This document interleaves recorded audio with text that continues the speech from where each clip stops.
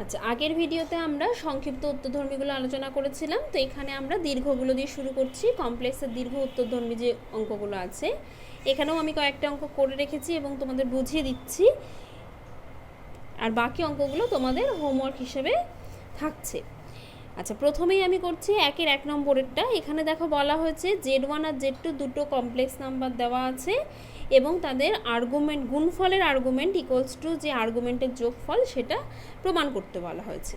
তো আমরা প্রথমেই Z1 এর আর্গুমেন্ট এবং Z2 এর আর্গুমেন্ট ক্যালকুলেট করব। দেখো Z1 সংখ্যাটা প্রথম কোয়াড্রেন্টে আছে এবং Z2 সংখ্যাটা যে ফোর্থ কোয়াড্রেন্টে আছে সেটা আমরা সংখ্যা দুটো দেখেই বুঝতে পারছি।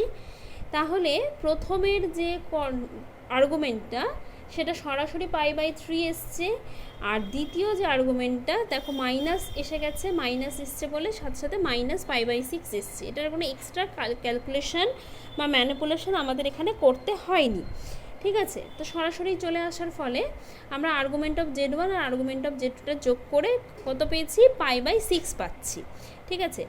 এইবার আমরা Z1 ইন্টু Z2টা করবো, অর্থাৎ গুণ করব। সংখ্যা দুটোকে গুণ করার ফলে আসছে 2√3 প্লাস 2i।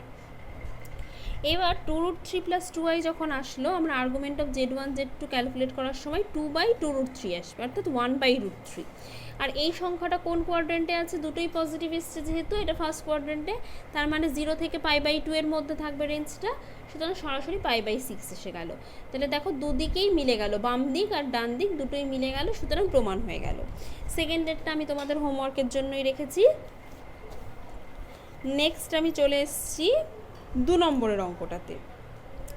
আচ্ছা, 2 নম্বরের অঙ্কটা খেয়াল করো। এখানে mod of Z1 is equal two mod of Z2 দেওয়া আছে এবং argument of Z1 plus argument of Z2 equals to 0 হচ্ছে।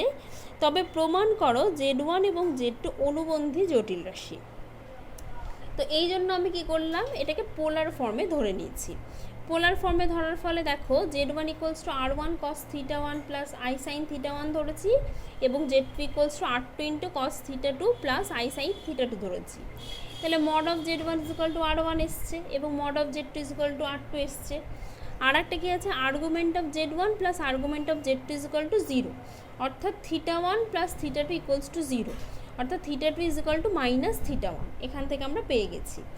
তাহলে Z2 ইকুয়ালস টু ছিল R2 sign cos θ2 I sin θ2, তাই তো। আর যেহেতু এখানে দুটোর মডিউলাসটা সেম, তাই R1 ইকুয়ালস টু R2, এটা নিয়ে আমাদের কোনো সন্দেহ নেই। এবার R2-র পরিবর্তে R1 বসালাম এবং θ1-এর পরিবর্তে θ2-র পরিবর্তে মাইনাস θ1 বসিয়েছি। এবার cos মাইনাস θ1 মানে cos θ1, আর সাইন মাইনাস θ1 মানে মাইনাস সাইন θ1। তাহলে বুঝতেই পারছো এখানে শুধুমাত্র কমপ্লেক্স পার্টটার, ইমাজিনারি পার্টটার আগে সাইনটা পাল্টে গেছে, সুতরাং এটা Z1 বার হয়ে যাবে। তাহলে Z1 এবং Z2 অনুবন্ধী জটিল রাশি হয়ে গেল। 3 নম্বরটা আমি আবার হোমওয়ার্ক রেখেছি। 3 নম্বরটাও একই রকম, যেহেতু 4এরটা করছি। দেখো 4এরটা এখানে করা হয়েছে। 4এরটা বলা আছে Z1 আর Z2 একই রকম মডিউলাসটা সমান এবং argument of Z1 argument of Z2 is equal to pi. এটা কিন্তু এটা সিম্বল অফ ডিফারেন্স, ঠিক আছে। অর্থাৎ আর্গুমেন্ট অফ Z1 আর আর্গুমেন্ট অফ Z2-র মধ্যে ডিফারেন্সটা হচ্ছে পাই, মাইনাস নয় কিন্তু, ডিফারেন্স। এইবার অর্থাৎ কোনটা বড় কোনটা ছোট সেটা আমরা এখনই জানি না। এবার Z1 is equal to R1, যেমন পোলার ফর্মে, এগুলো পোলার ফর্মে ধরে নিলেই অঙ্কগুলো করতে সুবিধা হয়। তাই আমি পোলার ফর্মে ধরে নিয়েছি, যেহেতু এখান থেকে সরাসরি আর্গুমেন্ট এবং মডিউলাসটা দেখা যায়, বোঝা যায়, সেই জন্য এইরকম পোলার ফর্মে ধরে নেওয়াটা এই অঙ্কগুলোর ক্ষেত্রে সুবিধাজনক। তো পোলার ফর্মে ধরে নেওয়ার পরে R1 is equal to R2 হয়ে গেল এবং এখানে argument of Z1 equals to θ1, argument of Z2 is equal to θ2। এবার যেহেতু ডিফারেন্সটা পাই বলা হয়েছে, বলা নেই θ1 বড় না θ2 বড়, তো আমি ধরে নিচ্ছি যে θ1টা বড় এবং θ2টা ছোট। সুতরাং এদের ডিফারেন্স মানে θ1 minus θ2 is equal to pi. তাহলে θ1 is equal to pi plus θ2। তাহলে Z1 ইকুয়ালস টু cos θ1 আর I sin θ1। তো এই θ1-এর পরিবর্তে আমি পাই প্লাস θ2 বসিয়ে দিলাম। তাহলে পাই প্লাস θ2 বসিয়ে দিলে cos পাই প্লাস θ2 মানে মাইনাস cos θ2, আর এখানেও ঠিক তাই, I sine pi plus theta two মানে হচ্ছে minus I sine theta two. তাহলে মাইনাসটা কমন নিলে দেখো আর টু চলে আসবে, আর cos theta two plus I sine theta two, এটা মানে হচ্ছে জেড টু। তাহলে Z one equals to minus Z two, এবার দুটোকে এক জায়গায় করে দাও, তাহলে Z one plus Z two is equal to 0 হয়ে গেল। এটাই আমাদের প্রমাণ করতে বলা হয়েছে। নেক্সট আমরা করছি 6 নম্বরের অঙ্ক। 6 নম্বরের অঙ্কটাতে বলা হয়েছে এক্স এবং ওয়াই বাস্তব মানসমূহ নির্ণয় করো যা দিয়ে নিম্নলিখিত সমীকরণ সিদ্ধ হয়। অর্থাৎ এখান থেকে আমাদের অ্যাকচুয়ালি এক্স আর ওয়াইয়ের সমাধান করতে হবে। তো সেই জন্য আমরা কি করছি, এটাকে ক্যালকুলেশন করছি। কিভাবে ক্যালকুলেশনটা করছি, সোজা সরল করেছি একদম। তাহলে এই নিচের দুটোকে অনুবন্ধী জটিল সংখ্যা, সেই জন্য এদেরকে আমি লসাগু করেছি। লসাগু করার ফলে গুণটাই হবে লসাগু। তাহলে 9 + 1 হয়ে গেল, আর এই 3 - i দিয়ে ওপরের পুরোটা গুণ, আর এদিকে 3 + i দিয়ে ওপরের এই পুরো ডান দিকের পুরোটা গুণ। ঠিক আছে, দেখো ভালো করে খেয়াল করো, 3 - i 1 + i × x minus 2i × 3 - i, আবার এদিকে আছে 2 - 3i y, তার সঙ্গে 3 + iটা গুণ হলো, আবার i × 3 + iটা গুণ ইজ ইকুয়াল টু i। ঠিক আছে, এবারে এই দুটোকে গুণ করে দিলাম, গুণ করলে আসছে 4 + 2i, তাহলে 4 + 2i × x। আবার এইখানে গুণ করছি, এটা 3 - i আছে, তাহলে এইদিকে আসছে -6i -2। ঠিক আছে, ক্যালকুলেশনগুলো খেয়াল করবে, কোথাও যদি মনে হয় যে প্লাস মাইনাসে গন্ডগোল হয়তো হয়েছে তাহলে অবশ্যই সেটা নিজেরা ঠিক করার চেষ্টা করবে, আর যদি বুঝতে অসুবিধা হয় জানাবে। আবার এখানে গুণ করছি, গুণ করে এসছে দেখো 9 - 7i, আর এই দুটো গুণ করে এসছে -3i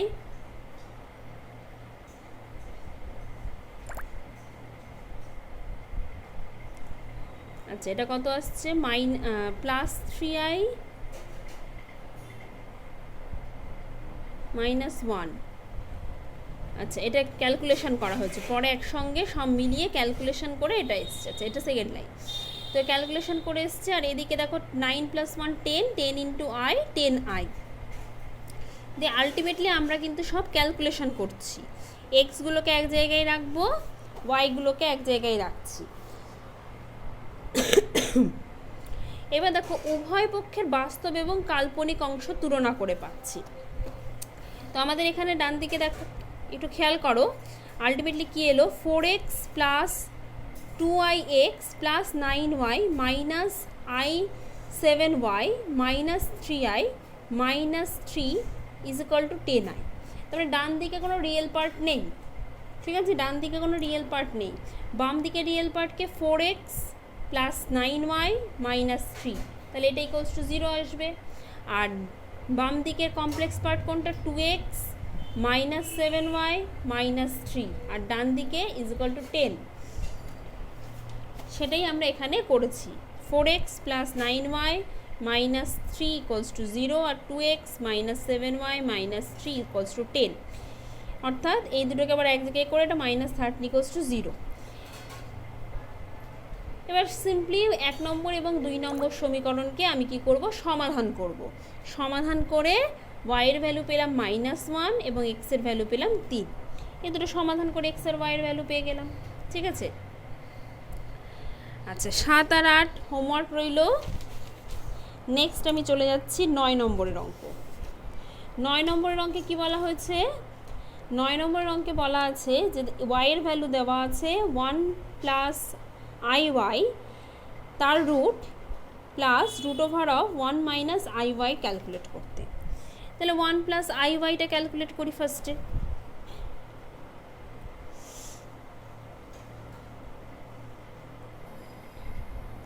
আচ্ছা এখানে দেখো আমাদের একটা জিনিস মাথায় রাখতে হবে যে 1 + iy এর কিন্তু আমাদের বর্গমূল করতে হবে। ঠিক আছে, 1 + iy এর বর্গমূল করতে হবে। আর এদিকে দেখো x² + 6x + 8, এই যে জিনিসটা, এটাকে আমরা উৎপাদকে বিশ্লেষণ করতে পারি। অর্থাৎ যেভাবে আমরা মিডল টার্ম করতাম, মিডল টার্ম করলে কি দাঁড়াবে, 8কে ভাঙলে 4 × 2 = 8, আর 4 আর 2 যোগ করলে 6, সুতরাং এটাকে আমরা x plus 4 into x plus 2 লিখতে পারি। ঠিক আছে, তাহলে এটা এ ইন্টু বি ফর্ম আসছে। এবার এটাকে 2ab করতে হবে, সেই জন্য আমরা যেহেতু 2 ছিল না, 2iy করার জন্য এটা হাফ দিয়ে গুণ করেছি, অর্থাৎ 2 দিয়ে গুণও করেছি, 2 দিয়ে ভাগও করেছি। তাহলে 2 দিয়ে ভাগ করে এই হাফটাকে বাইরে রাখলাম, আর 2 গুণ করার ফলে এখানে 1টা হয়ে গেল 2, আর এটা হয়ে গেছে 2iy। তো 2 প্লাস 2i, ওয়াইয়ের পরিবর্তে এটা লিখেছি। ওয়াইয়ের পরিবর্তে লেখার পরে এটাকে উৎপাদকে বিশ্লেষণ করে যেটা হয় সেটা লিখছি।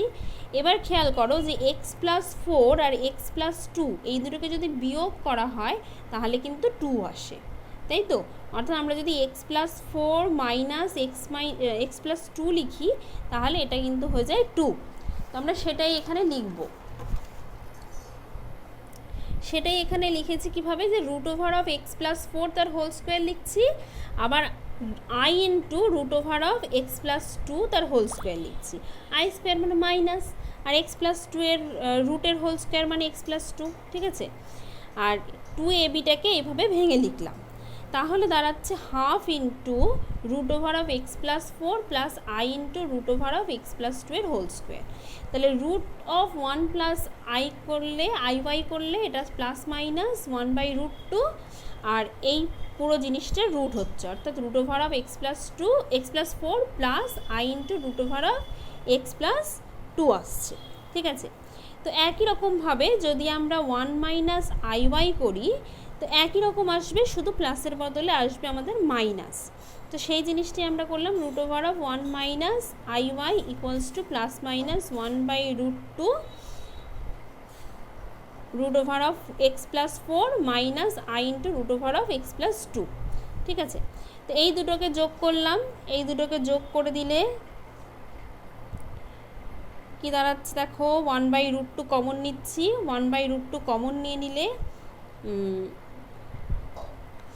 এটা একবারে করা হয়েছে যদিও, যদি আমরা 1/√2 কমন নিয়ে নিই তাহলে দেখো বুঝতেই পারছো এটা root over of x plus 4 plus i into root over of x plus 2 plus root over x plus 4 minus I into root over x plus 2। তাহলে প্লাস আর মাইনাস আই এই দুটো কী হয়ে যাবে, কেটে যাবে, থাকবে পড়ে কি root over of x plus 4, তার মানে 2 into root over x plus 4, তাহলে 2/√2 root over of x plus 4, তার মানে এটা দাঁড়াচ্ছে √2 into root over x plus 4। ঠিক আছে, তাহলে √2টা যদি ভেতরে গুণ করে দাও তাহলে এটা 2x প্লাস 8 তার রুট হচ্ছে। আচ্ছা 10 আর 11 আবার আমি হোমওয়ার্ক রেখেছি, আবার করে দিচ্ছি নেক্সট 12-র 3 নম্বর অঙ্ক। 12-র 3 নম্বর অঙ্কে এখানে দেখো প্রত্যেকটাই নিচের প্রত্যেকটি সংখ্যাকে দুটি বর্গের সমষ্টি আকারে প্রকাশ করতে বলা হয়েছে। 2 বর্গের সমষ্টি আকারে প্রকাশ করা মানে কি? আমরা জানি 2 বর্গের সমষ্টি আকারে প্রকাশ করা যায় রিয়েল নাম্বারের ক্ষেত্রে, আমরা একটা শিখেছিলাম তাই তো। তো এখানে আমরা একটু অন্যরকমভাবে করছি। দেখো 3টে সংখ্যার গুণ দেওয়া আছে। আচ্ছা রিয়েল নাম্বারে কি ছিল সেটা একবার মনে করিয়ে দিই। রিয়েল নাম্বারে দুটো সংখ্যার গুণ যদি থাকতো, অর্থাৎ ab যদি থাকতো, আমরা কি করতাম a প্লাস b/2 তার whole square minus a minus b/2 তার হোল স্কোয়ার করতাম, তাই তো। এভাবে আমাদের ছিল সূত্র, কিন্তু কমপ্লেক্সের ক্ষেত্রে এটা হচ্ছে না। এখানে কমপ্লেক্সের ক্ষেত্রে 3টে সংখ্যার ক্ষেত্রে আমরা যখন করব, দেখো 1 + x², 1 + y², 1 + z², এটাকে আমরা কীভাবে ভেঙে লিখছি, যে 1 + x² দুটো সংখ্যার গুণফল আকারে ভাঙছি। কীরকম, 1 + ix ইন্টু 1 - ix, এটা 1 + iy ইন্টু 1 - iy, এটা 1 + iz ইন্টু 1 - iz। তাহলে এবার 1 + ix অর্থাৎ প্লাসগুলোকে একসঙ্গে নিয়ে গুণ করছি, গুণ করে আসছে আমাদের এই সংখ্যাটা। গুণ করলেই বুঝতে পারবে, আমি গুণটা একবার দেখিয়ে দিচ্ছি। দেখো এখানে গুণটা আলাদা করে বোঝানোর কিছু নেই, গুণ করার পরে গুণফলটা আসছে 1 - xy minus yz minus zx plus i into x plus y plus z minus xyz। আর যখন 3টে নেগেটিভকে নিয়ে আমরা গুণ করছি, গুণটা নিজেরা একবার মেলাবে, মিলিয়ে দেখতে পাবে এটা আসছে 1 - xy minus xz minus yz minus i into x plus Y plus Z minus xyz, অর্থাৎ সেম থাকছে, শুধু এখানে ছিল প্লাস, এখানে হয়ে যাচ্ছে মাইনাস। ঠিক আছে, তাহলে এই তিনটে সংখ্যার গুণফল মানে এই যে আলাদা করে ভেঙে লিখছিলাম এদের গুণফল।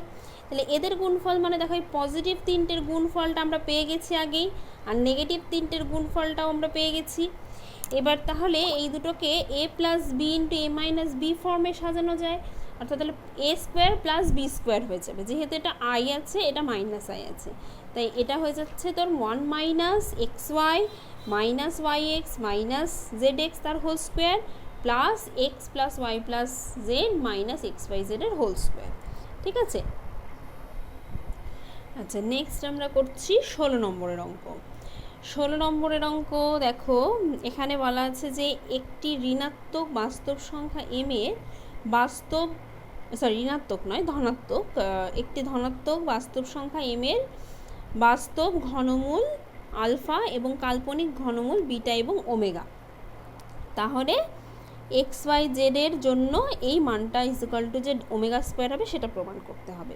যদিও অঙ্কটা করা আছে তবু আমি একটুখানি হিন্টের মতো করেই বলে দিচ্ছি, পুরো অঙ্কটা বোঝাচ্ছি না।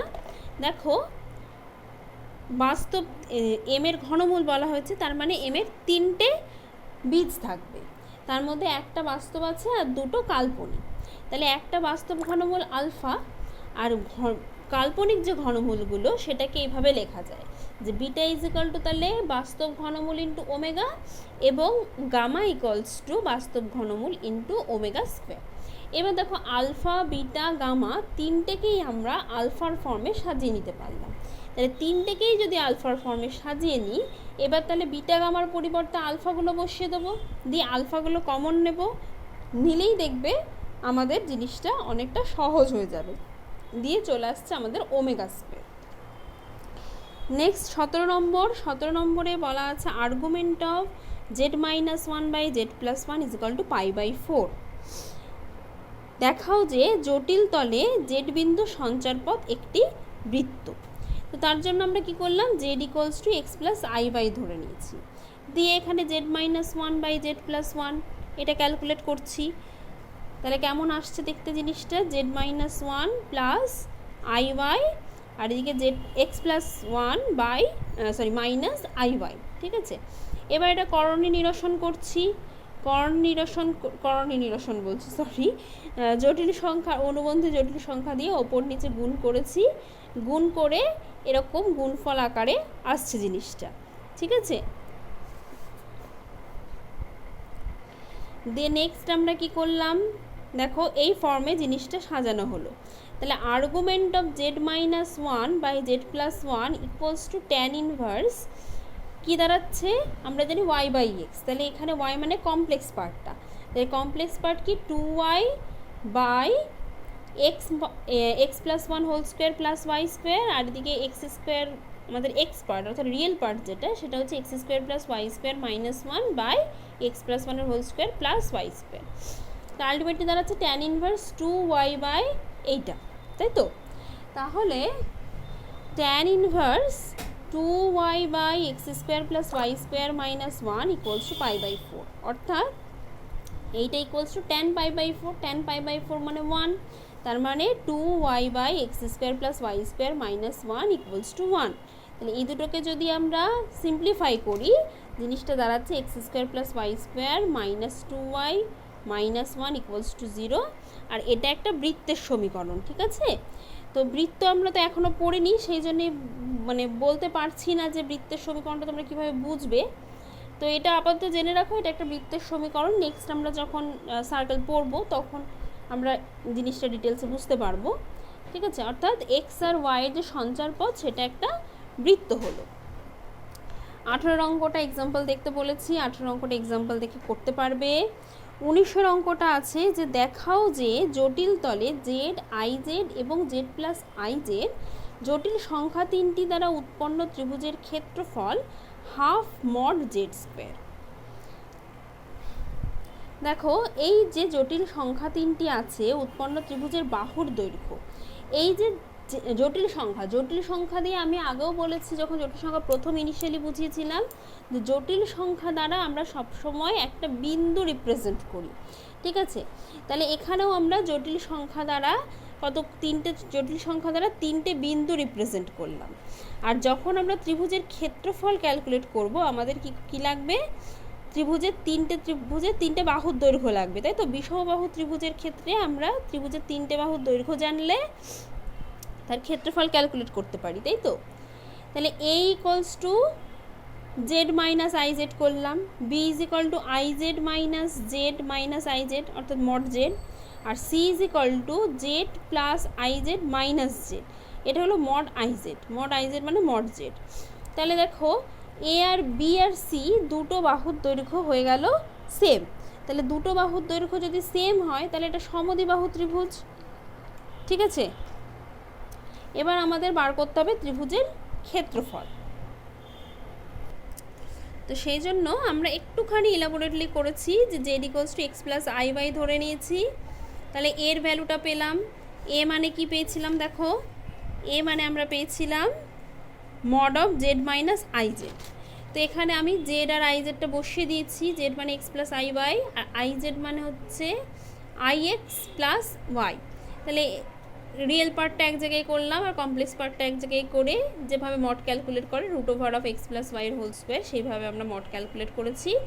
বি আর সি ইকুয়াল আছে mod z b c is equal to root over x square plus Y square হলো। এবার ত্রিভুজের ক্ষেত্রফল, যেহেতু এটা সমদ্বিবাহু হয়ে গেল, সমদ্বিবাহু ত্রিভুজের ক্ষেত্রফল মানে সূত্র অনুযায়ী half into a root over of b square minus a by two এর হোল স্কোয়ার, সেই সূত্র অ্যাপ্লাই করেছি আমি এখানে। সেই সূত্র অ্যাপ্লাই করেই কিন্তু এই অঙ্কটা এখানটাতে হচ্ছে, ঠিক আছে। একদম আমরা সেই সূত্রটাই অ্যাপ্লাই করেছি।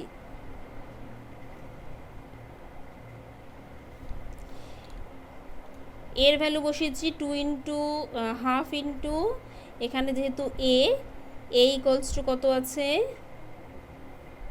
দেখো, এই দুটোকে অ্যাকচুয়ালি ক্যালকুলেট করলে যেহেতু A plus B whole square plus A minus B whole square, এটা actually root over of 2 into x square plus Y square, এটার আমার লেখা হয়নি 2 into root over of X square plus Y square. তো সেটাই এখানে আমি বসিয়ে দিয়েছি।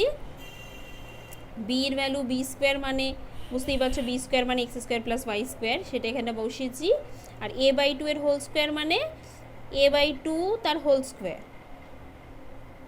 অর্থাৎ এ স্কোয়ার বাই 4।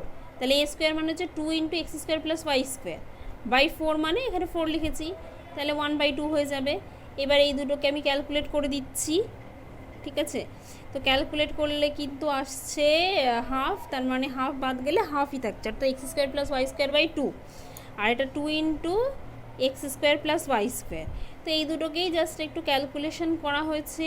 এটা তো 2 আর 2 রুটের ভেতরে আছে, কেটে যাচ্ছে, হাফটা বাইরে, এই দুটো গুণ করলে হোল স্কোয়ার, তার মানে আলটিমেটলি স্কোয়ারটা ভ্যানিশ হয়ে গিয়ে half into x square plus Y square. আর X square plus Y square মানে মড জেডের হোল স্কোয়ার আর হাফ, এটা আমাদের প্রমাণ হয়ে গেল। তো এই পর্যন্ত আমরা ভিডিওতে রাখছি, আর 20 থেকে 25 পর্যন্ত বাকি অঙ্কগুলো সব হোমওয়ার্ক রেখেছি, তোমরা চেষ্টা করবে। কমপ্লেক্স নাম্বার আমাদের এখানে এই ভিডিওর মাধ্যমে এখানেই শেষ হলো দীর্ঘগুলো।